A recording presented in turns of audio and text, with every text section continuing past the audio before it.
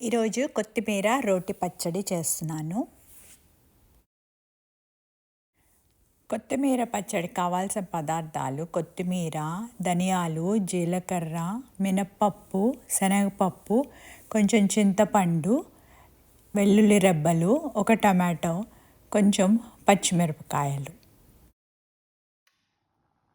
కొత్తిమీరను, టమాటాలను చిన్న చిన్న ముక్కలుగా కోసుకోవాలి. స్టవ్ పైన ఒక ప్యాన్ పెట్టుకుని ఆయిల్ వేసుకోవాలి.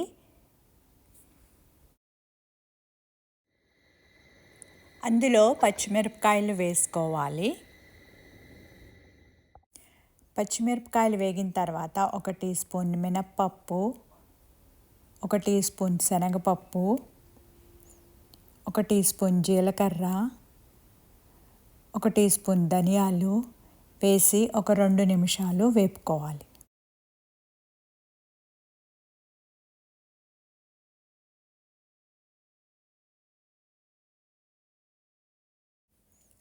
ఈ పప్పులన్నీ వేగిపోయిన తర్వాత ఒక 2-3 వెల్లుల్లి రెబ్బలు వేసుకొని 1 నిమిషం వేపుకోవాలి.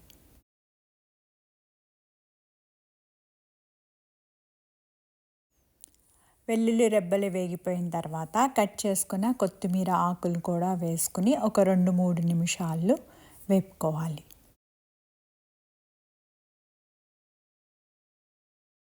కొత్తిమీర ఆకులు వేగిపోయిన తర్వాత ఇప్పుడు టమాటా ముక్కలు కూడా వేసుకుని వేపుకోవాలి.